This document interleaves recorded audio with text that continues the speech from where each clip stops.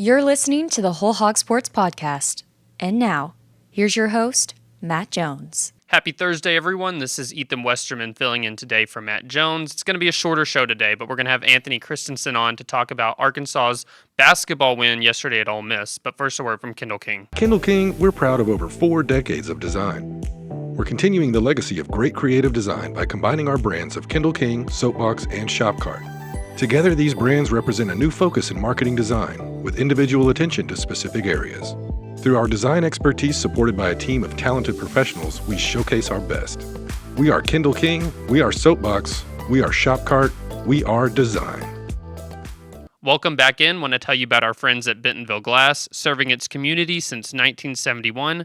Bentonville Glass is committed, professional, and versatile. Looking for a quality leader in Northwest Arkansas? Looking for skilled craftsmanship? Choose Bentonville Glass for all your glass market needs with the highest quality products. You can come by and see them today at 507 South Main in Bentonville or online at bentonvilleglass.com. Joined now by Anthony Kristensen, who was down there last night in Oxford for... You're still down there in Oxford, actually.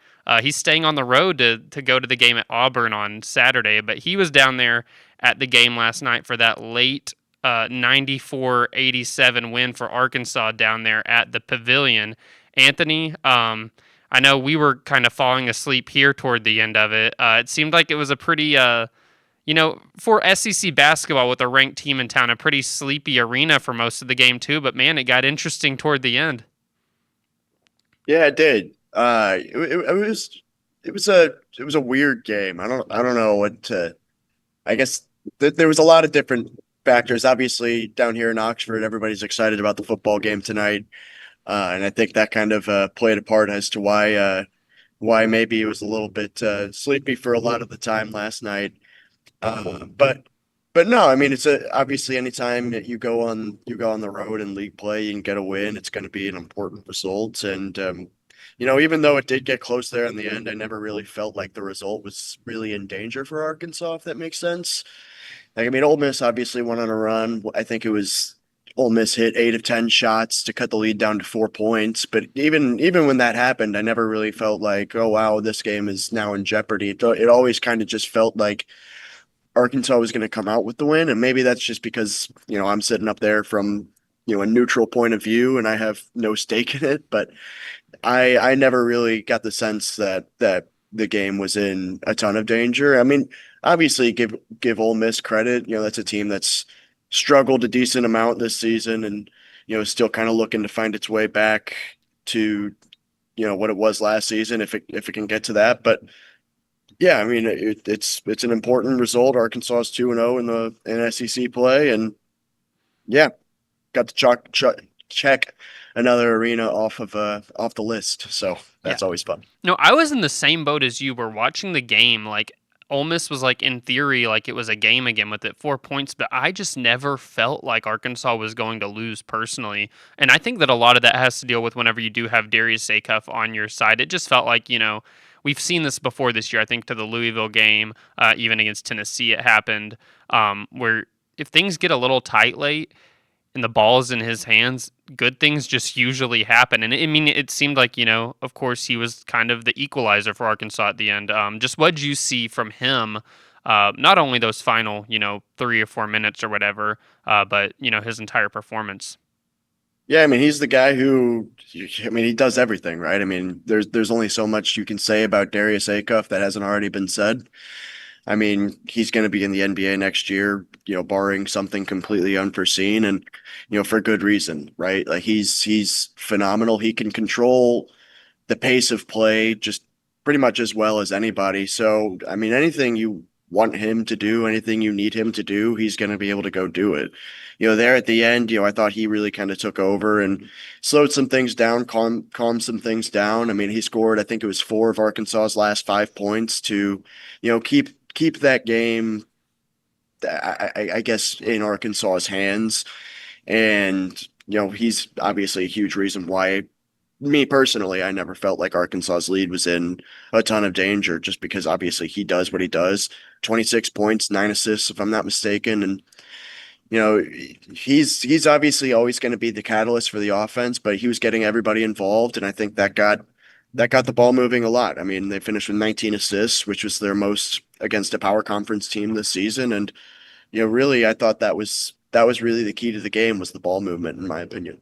Yeah. I think there was like one moment in the game that I was waiting to see that I thought Ole Miss maybe could actually make it feel in jeopardy. It was whenever, they got within 89-85 and then they got a steal with like I guess a minute 30 left and they have a 3-on-1 going the other way and then Patton Pinkins just pulls up for like a three-pointer whenever they probably could have gotten a layup to make it a 2-point game and then he misses the three-pointer. Nick Pringle gets the rebound and then on the other end Darius Acuff gets to the line and that Just the points. yeah, it just felt Just to the me like points. Ole Miss just they give them credit for coming back, and they kept that group of five on the floor whenever they made kind of the full hockey substitution.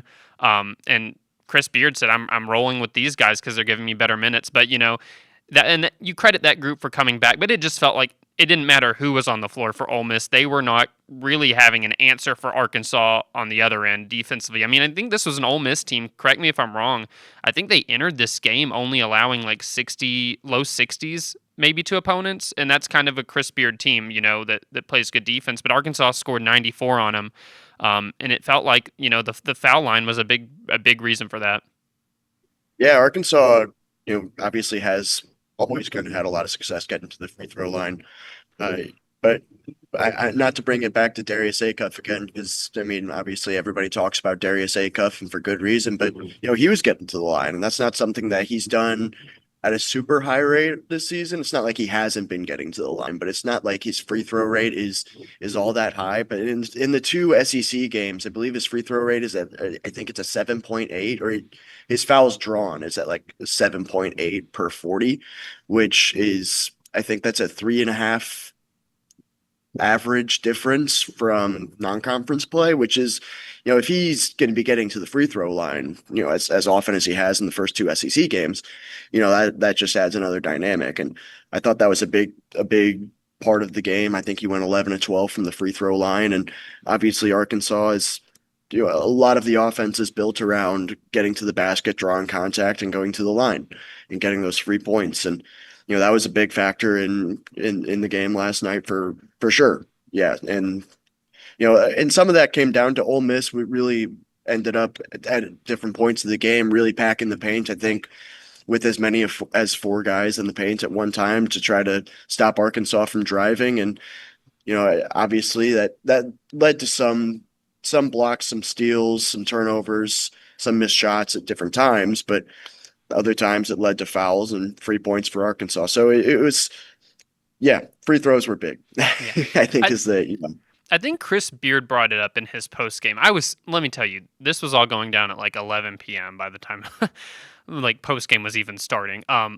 So I may have been too sleepy to even hear him correctly all the way, but he said something along the lines of he thought that Arkansas, they only played 8 deep, but that's not abnormal for Arkansas. But his team went, what was it, 12 deep? But he said what he thought was important is that Arkansas went 8 deep in that they didn't get any D or F performances really from anybody. And I think that's been the thing for Arkansas that fans are waiting for is just to see like not just having one or two guys play well, but getting 5 or 6. Just from your perspective, what did you think as far as maybe that analysis from Chris Beard of Arkansas didn't have any poor performances from anybody in the rotation, and maybe who are some guys in there that you thought maybe need to get a little bit more credit for what happened last night? Yeah, no, I think it was a good and fair point to make. I think Arkansas had 5 players hit double figures. And then I think it was 4 players with 5 or more rebounds. I could be wrong. I don't have the stats right in front of me. But, it was a really well-rounded performance, I thought. I think, Billy Richmond had, 13 points and was 5 of 5 from the field and 2 of 2 from the free throw line. Didn't miss a shot with 6 rebounds and an assist. So I thought he was outstanding. And obviously Darius Acuff gets the plaudits. I thought DJ Wagner had some good moments. He had the big and one there in the second half, and also had 4 assists. I thought he had some good defensive contributions as well. There was a lot to like. Carter Knox had some good moments. you could point to everybody on the floor and say, he did this well at this time or he did this well at that time. And I don't think I would disagree with Chris Beard's, his opinion of Arkansas's game at all. In Trevin Brazil, I don't think anybody has really talked about his performance. I think he finished with 18 points, was 5-7 from the field, 5-6 from the field, something like that. Yeah, 5-6, Uh, 4 or 5 from 3. yeah. So, and when Chris Beard was talking about him, it was like, yeah, we kind of had to, sag off him from three. It wasn't a disrespectful thing. It's just like you can only do so much against this Arkansas offense. I don't know if you heard that big truck just rev its engine, but I did not. All right, how about that? But um, no, I mean, this Arkansas offense, I believe, is rated number 12 in the country on KenPom right now, and I think you can see that just about every time they go out and play a game, especially in recent games. So it's fun to watch. It's hard to guard for the opposing teams, and yeah, I think yeah, like Chris Beard said, I don't think you can really look at anybody and say, yeah, they played a poor game. I think everybody contributed in a lot of different ways. I've actually never been to Ole Miss's arena. I know you said it was for you checking one off the list. What was the experience like down there? I mean, it seemed from the broadcast like whenever Arkansas did something well, there were some cheers in there. So I'm assuming there were some Arkansas fans who made the trip. But I'm just curious, like what was the atmosphere in there? It was a little weird, right? Like it's a small arena, but it doesn't really feel small. Like I think the capacity is 9,500, but it looks bigger than that. But and at the same time, obviously it wasn't near capacity. I think a lot of people obviously are looking more forward to the football game tonight, like I mentioned earlier. And at times it seemed like it was a neutral site crowd, but at the end when Ole Miss kind of made it a game, you could definitely hear the Ole Miss majority, as you probably should, just because obviously it's a home game, and there were more Ole Miss fans there, but it wasn't really until the end that they really had a lot to cheer about, and at the end they made their voices heard, and it was a kind of a weird road environment. It was kind of a yeah, I don't a strange game day atmosphere. I'd love to come back down here. Oxford's a great little town. I've really enjoyed being here. I would love to come back for a game where Ole Miss is, I guess, meeting expectations, because obviously that team has kind of underperformed to what you would expect a Chris Beard team to be so far this season, and not have a college football playoff semifinal the next day. Yeah. I'd love to see the pavilion at its best, because I think you could tell that it can get loud in there. So I'd love to come back and experience a true game day environment there, when there's not all these different weird factors going into it. So, but yeah, it's a great town. I've really liked it, and yeah, neat, weird, strange arena. It's different from a lot of places I've been. Not in a bad way, but yeah, strange. Gotcha. Yeah, it seemed like just a weird environment from the broadcast. So I'm glad to hear that I was not, that we were picking it up correctly through the TV. We're at an important part of SEC. I always think that you get 2 games in, and of course, like your start doesn't always dictate how you finish. Arkansas can attest to that last year with the the start they had. But I do feel like you're at a point in the SEC after 2 games where 0-2 like feels a whole lot different than 1-1 even. And then 2-0, of course, for teams like Arkansas, Vanderbilt, Missouri, A&M, Mississippi State right now. If that's kind of a surprise in there. And that feels really good. You're already off to a great start, and you're starting to think about, could you go win the league? But we're at that point, in conference play where teams really start to feel, I think, a little bit more pressure. Especially those ones at the bottom of 0-2. I kind of want to just size up the SEC real quick now that we've had 2 games for every team. We'll just start, I guess, going through some of the results from these midweek games. And I just want to hear your thoughts on maybe where you think some of these teams stand. And we'll start, I want to start yesterday with Missouri going and beating Kentucky on the road. That was a really strange game because, Kentucky, I don't know, did you see the final play of the first half? Yes, I did. Yeah, Otega Owe nails a shot It's from kind of a literally his own free throw line. really bad turnover on Missouri's end, but you kind of you don't think that's going to happen on the other end of it. You don't think a guy's going to hit a shot from from Louisville in Yeah, Lexington. So, but that was very I strange, but bring yeah. that shot up because it felt watching that game like that was going to end up being extremely important because it was a tight game, but then Missouri created separation. And this is what I say: 1-1 feels a lot different than 0-2, and I think Kentucky can attest to that, and Missouri can attest that 2-0 feels pretty great. Just thoughts on those two teams at this juncture. I know Missouri also had the big win against Florida. Maybe just your perception of maybe the future of those teams this year. Yeah, Kentucky. I know, we've been hitting the panic button on Kentucky for a little while now. Now I think we've probably pushed it enough to where it's probably broken at this point, right? Like Kentucky is healthy. They've got Jaden Quayton's back. They've got Jalen Lowe. They've got Mo Diabate, and the results outside of the St. John's and Indiana games, which those two teams don't look like they are as good as we thought they were at the time that those games happened. Like it's not looking great. There's still a lot of talent on that team, and you never want to say something is over. Obviously, like you mentioned, obviously Arkansas showed that last season. You can start poorly in league play, but turn it around. But there's not as many big time opportunities in this season's SEC as there was last year. Obviously, the league is still very good, and there's going to be a lot of opportunities to turn things around. But Mississippi State, I believe, is 2-0 right now, and I still wouldn't really say that winning against Mississippi State would be a huge turning point at this stage of the season.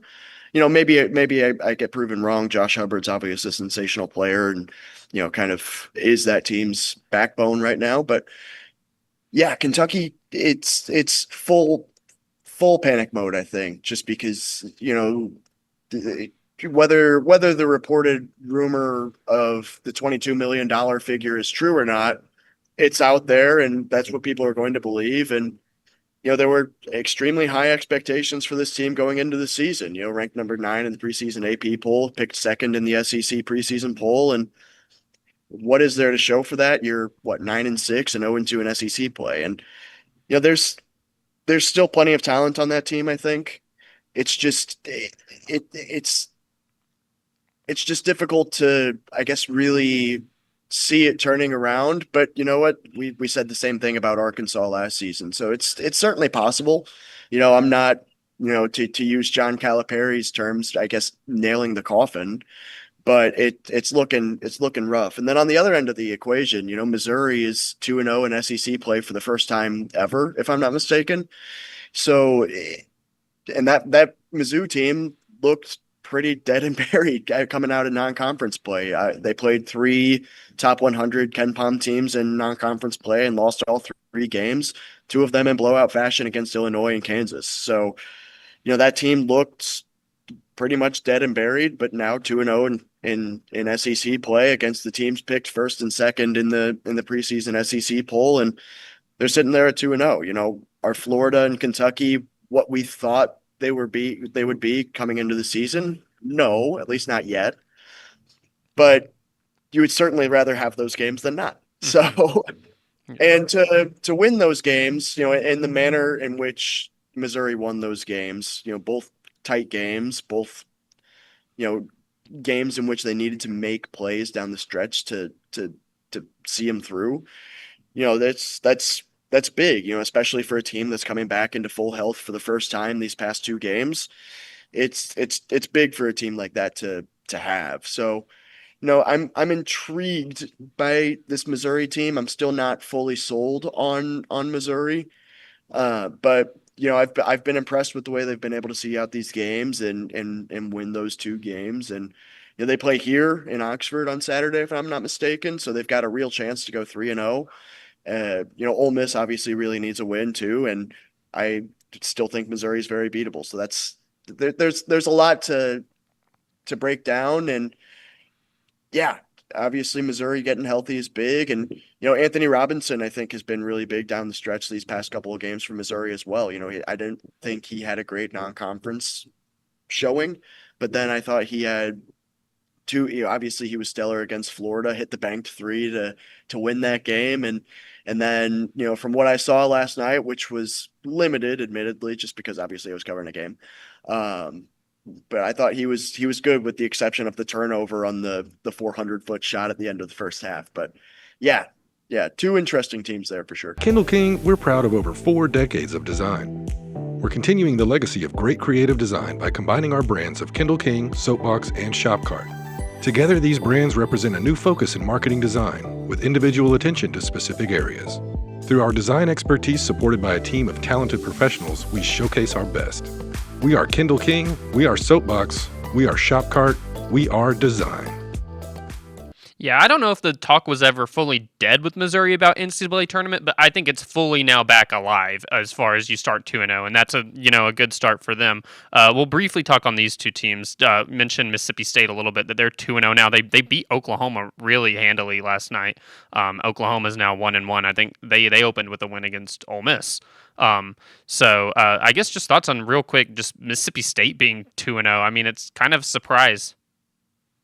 Yeah, for sure. Mississippi State, I still am not.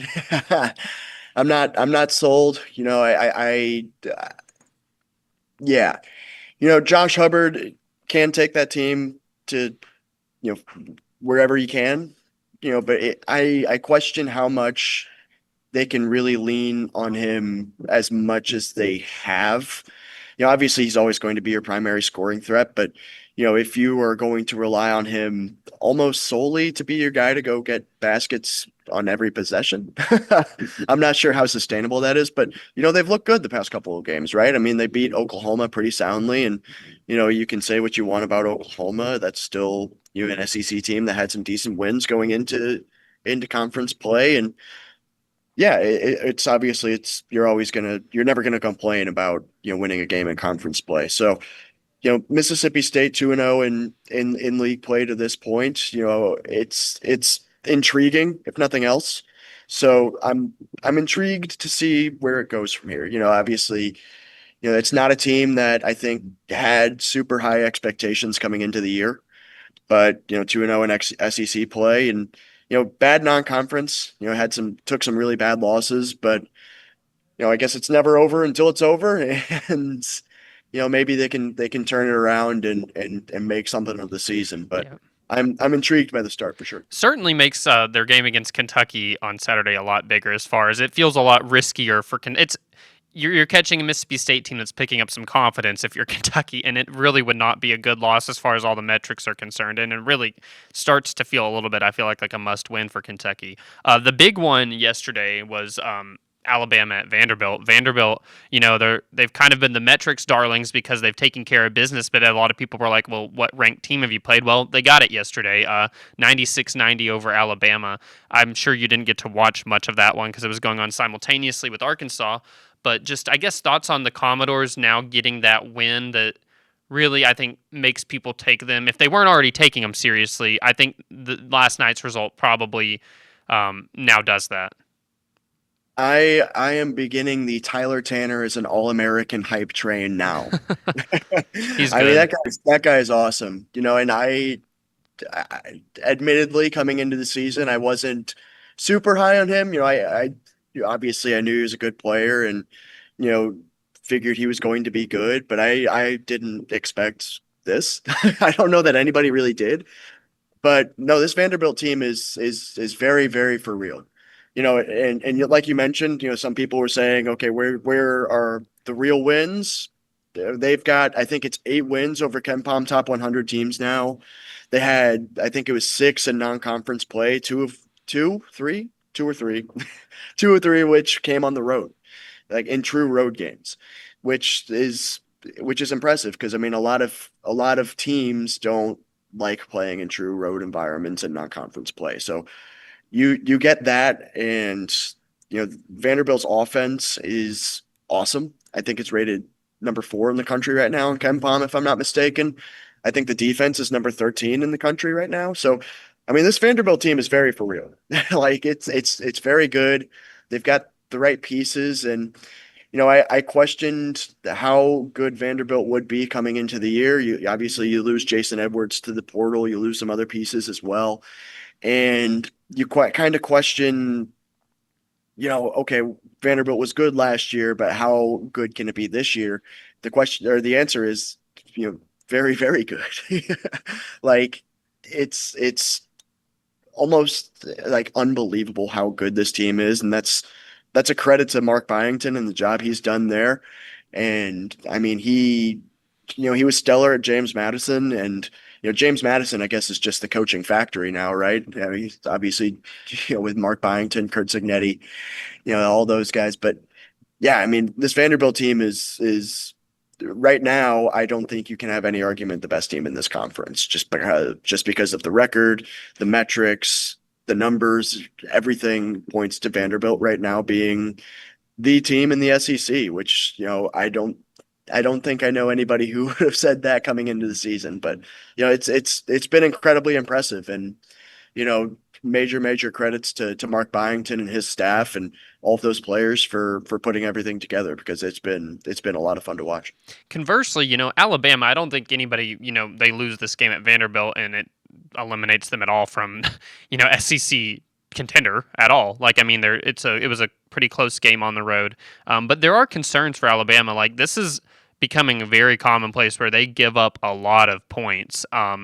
I guess what's the panic level there as far as Alabama being able to? They have big goals. They want to be a Final Four team, but do they have the defense that could make them one? As of now, I don't think so.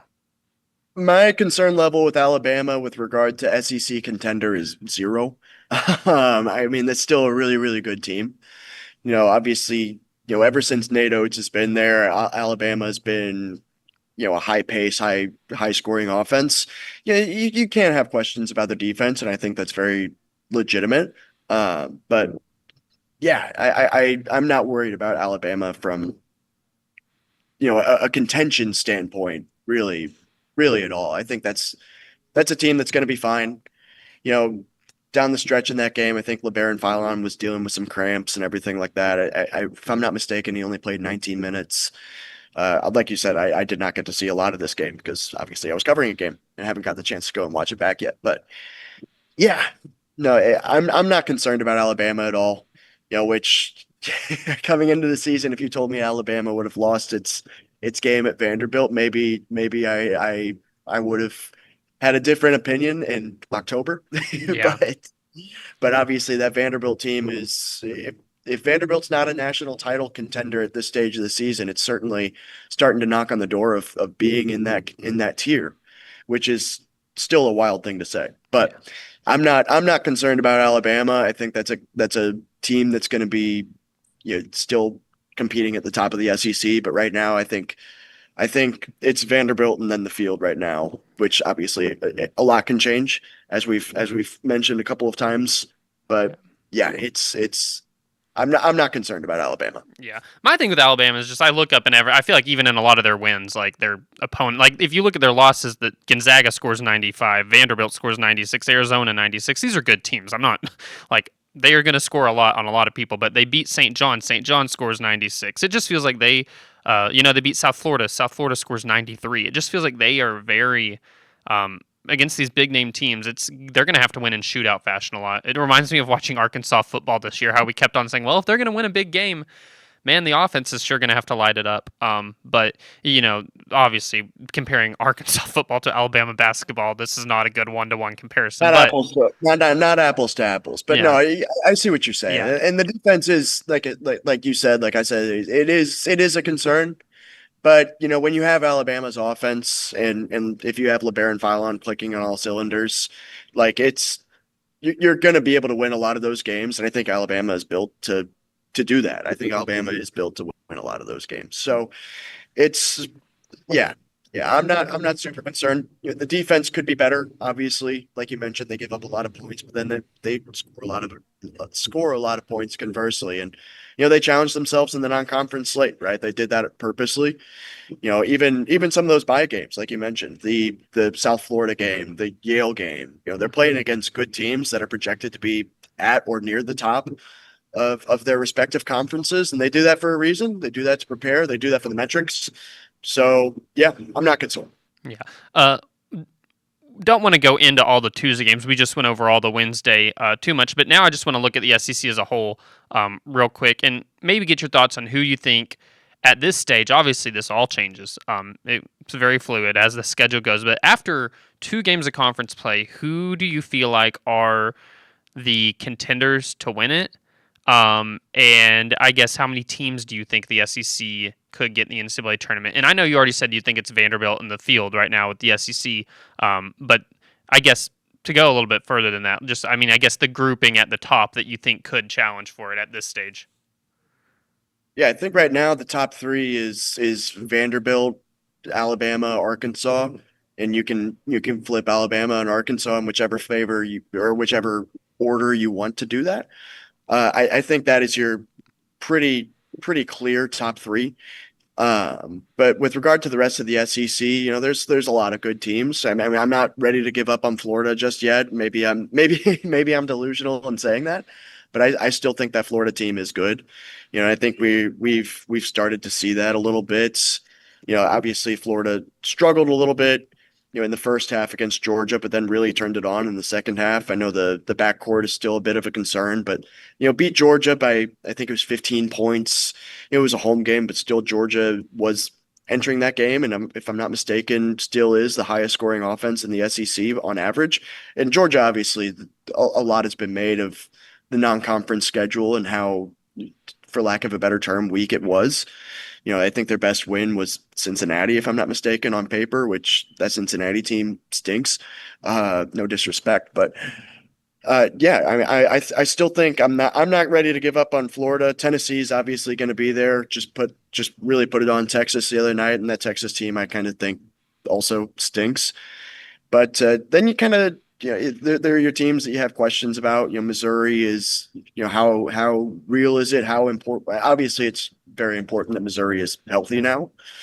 They were missing Jaden Stone for a lot of the season, and getting him back has been, you can already tell how huge it's been. But is that a tournament team? I'm not ready to make a committal on that yet. South Carolina's 1-1, but the win is LSU. LSU's 0-2.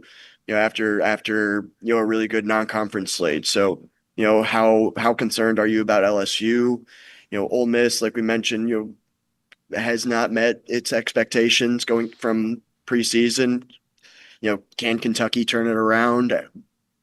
These are all very valid questions. As for the tournament, I know John Calipari the other night, or I think it was after the James Madison game, he was like, "Yeah, we got 14 teams in last year. I don't think we're going to get that many, but I think we could probably get 12."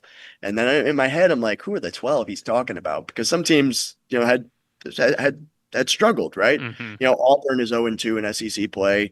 Obviously, had the really weird finish against Texas A&M the other night. 9-6 overall.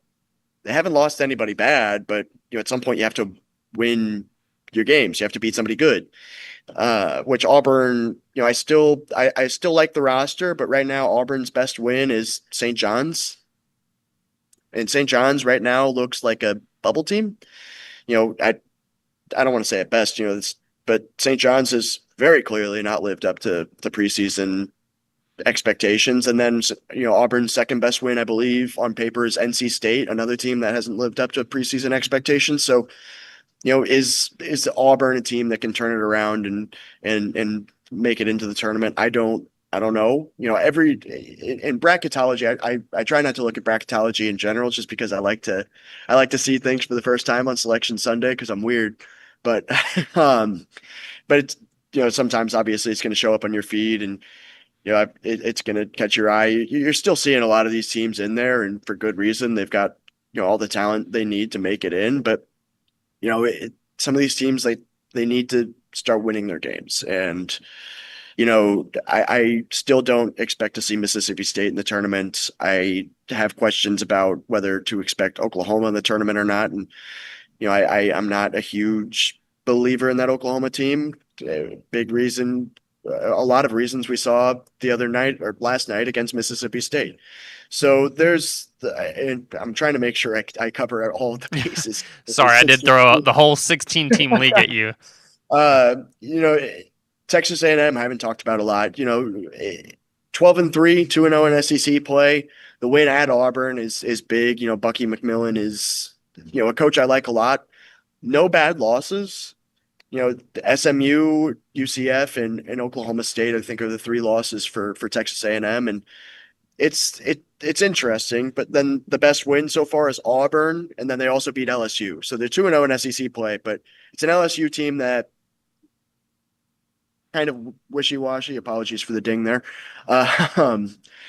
If you heard it, I don't know if you can. It might have happened, but I didn't pick it up, so we're okay. good. But yeah, I'm not sure. LSU is all that good, and then Auburn, obviously, we still have questions about. But Texas A&M still no bad losses and is 12-3 and 0-2 or 2-0, excuse me, in SEC play. So there's still a lot of variance and a lot of things that need to play themselves out throughout the rest of the conference season. I think if you're asking me to make a projection on how many teams the SEC gets in, and I apologize because this has been way too long-winded of an answer. I would probably say somewhere in the range of 9 is probably what you're looking at. Because obviously, Vanderbilt, Arkansas, Alabama are the teams that you're thinking are the three that are going to most likely compete for the regular season title. Then you have, your Florida. I still think you're probably Florida, Georgia. Those teams look pretty solidly in the field right now. Yeah, Tennessee, obviously. Yeah, thank you. Yeah. I'm just like trying to do this all on the top of the head. Yeah. No, you're good. Tennessee, I still think you're probably going to see most people having Kentucky and Auburn in the field right now because, obviously the metrics are still there. And then you have your wild cards, your Missouris. Is Mississippi State going to turn it around for real and get in and overcome those bad losses in non-conference? Is Texas A&M going to do enough in conference play to get in? So I'd say you're probably looking at the range of somewhere around 9. Is which is a very non-committal answer. But this is the beauty of conference basketball play is that we have how many more games now? 16 still left.